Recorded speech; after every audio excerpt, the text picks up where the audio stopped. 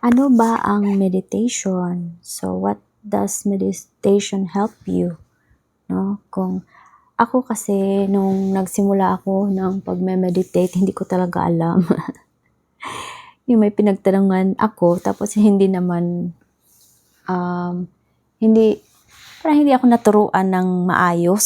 So, ako talaga yung gumawa ng paraan sa sarili ko na matuto on my own. Tapos natuto naman din on my own. Kasi, if you really believe in yourself na kaya mo talaga. Okay, so ganun ang nangyari.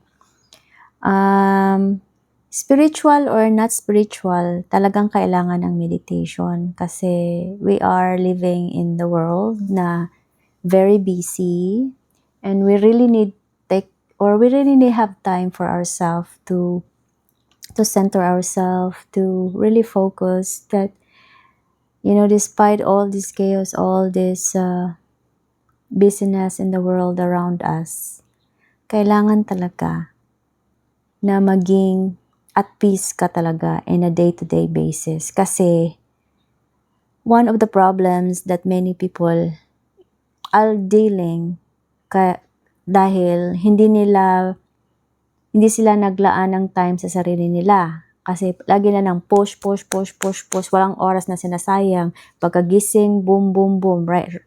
Yeah.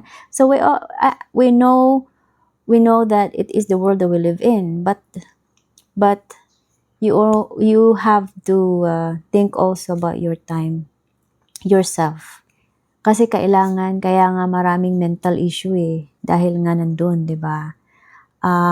Sa akin naman, nagkataon lang talaga na nag-choose talaga ako. It's probably could be intuition, na nag-follow talaga ako na I really need to give up on this corporate world, no? Kasi parang when I look at it, like, kung mamamatay man naman ako bukas, hindi ko naman na-enjoy ang today. Di ba? So, ganun yung naisip ko nung I chose to quit working, to have my husband quit working. So, ganun yung iniisip ko na,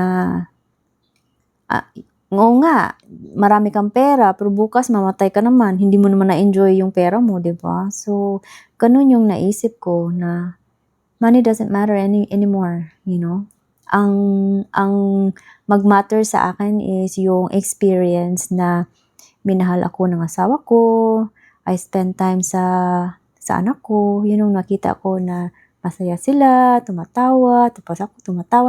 Yung the simplest thing na lang in the world na make me happy. Yung hindi na puro material na bagay, hindi ko na siya naisip. Kasi nung talagang na kinut off ko ng mga ganun, kasi babae, 'di ba, mahilig sa mga eche-bureche diyan, 'di ba?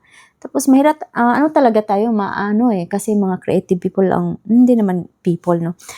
Yung mga babae talaga is very expressive, no? So, maraming mga kaikikan sa buhay. So, pinagdaanan din natin yan, yung mga kaikikan, 'di ba? So, pero ang sa akin lang, point lang ngayon, kung nanood ka man, merong rason bakit ka nanood. Kasi kailangan mo ang advice ko. Iwan ko.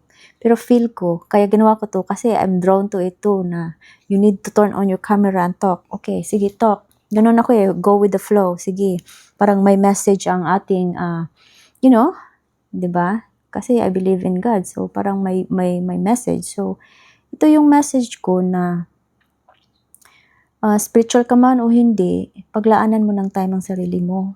Okay? Magbigay ka ng oras sa araw. Like, the best time for you is yung before ka matulog. Okay? At least an hour before. Huwag kang magmamarites, no? Huwag kang mag-focus sa phone. Ilaan mo sa sarili mo, Magpasalamat ka sa lahat ng bagay. Kasi, one of the meditation din yan yung parang ingratitude ka sa lahat, yung thankful ka sa lahat sa nabuhay ka, meron kang trabaho, meron kang family, yung ganun, yung mga simple na bagay, dapat i-ano mo siya, i-express mo sa Panginoon, sa Diyos na appreciate mo lahat. Kasi babalik din yan babalik din yan sa'yo, pag masaya ang Diyos sa'yo, di ba? Yung parang, it's like us, no? Tapos magbigay tayo ng something sa someone. O tapos yung someone na very, very appreciative. Yung parang tayo, parang gusto ko rin magbigay na ulit, no? Ganon ang reaction. Ganon din ang Diyos sa atin. So, mapagbigay. Kaya, hindi lang natin ma-feel na mapagbigay ang Diyos kasi hindi tayo nagpapasalamat daily. Or, nagpapasalamat man tayo, hindi buong buo. Okay? Lahatin nyo na. Lahatin nyo na guys kung kayo ay may problema ngayon. Tapos litong-lito ka na. Tapos nanood ka sa video ko. Parang may point siguro ako sa'yo. Yung ganon. Huwag ka lang mag-judge. Yan mo lang. Open lang your heart na baka may point si ate dito. Ganon, okay? So, kung nanood ka man, may problema ka, i-express mo sa Diyos kung ano talaga yung mga problema mo, no? Kung pwede, i-erase mo sa mind mo ang mga problema na yan.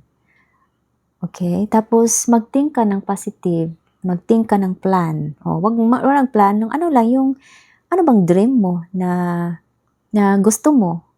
Make something nag-dream na hindi mo talaga maabot, That's called we will reprogram your ego. I-reprogram natin yung ego mo na pinaka bonggang dream, okay? Okay? So, para maging masaya ka, okay? We are doing this para maging masaya ka, okay? Through your yung nag-wishful thinking ka ba? Okay? Kahit na dream lang yan, okay lang yan kasi nagpapasa sa'yo. Makaano sa'yo ba na ma-encourage yung sarili mo na, ay, baka maging totoo one day, di ba? So, at least meron kang something in you na nagiging it can make you happy or it encourage you for a little bit kahit na may problema ka. Okay? So, ganun ako dati pag may problema ako, I believe na malalampasan ko to. Ano lang to, parang bagyo na bukas, okay na. Yung ganon. Tapos may rainbow na, may tsokolate na ako bukas. Yung ganon. I feel na, nagdream ako ng mga bagay na magpapasaya sa akin. Diba? Kung gusto mong magpasaya, gusto mong mag-daydream na maligo ka sa dagat, or nagba-vacation ka, nag-travel ka ba, or, you want to ride a plane, or gusto mo bang mag-parachute, or whatever, di ba? So, whatever the things that makes you happy. So, i-convert natin ng, kahit na, isabihin mo sa Panginoon na, Lord, ito yung mga problema ko, pero ito din yung mga dreams ko, yung ganoon, para ma-convert natin, at least ma-lighten mo yung bigat ng dibdib. Okay? Ang purpose is, mapagaan mo ang sarili mo. Talking to God, huwag kang mag-hesitate din na mag-talk sa Diyos kasi nandyan lang naman yan sila. Tayo lang ang hindi nakikinig, tayo lang yung dahil nga sa pangyayari sa mundo, di ba? Na you're caught up with what the world is facing. Marites ka ng marites. Tapos hindi mo naman wala ka namang ginagawa sa sarili mo, di ba? Pinapahirapan mo lang sarili mo. Huwag mong pahirapan ang sarili mo. Ang sinabi ni Jesus is really to go within. Anong ibig sabihin ng go within? Magdasal ka lang talaga. Hanapin mo yung sarili mo. Kasi pag hinanap mo yung sarili mo, mabait ka talaga Hindi ka naman masamang tao. Hindi. Pag na-find mo talaga yung sarili mo, ma-amaze ka talaga na, ay, ang bait ko pala, ay, mapagbigay pa pala ako, ay, ma-appreciate mo ang sarili mo. Okay, so, I know na ngayon, as in, parang wala ka na talagang choice in life, no? I-surrender mo na sa Diyos. Hindi naman surrender ka Diyos, magpakamatay ka dyan. Hindi naman yung ganyan.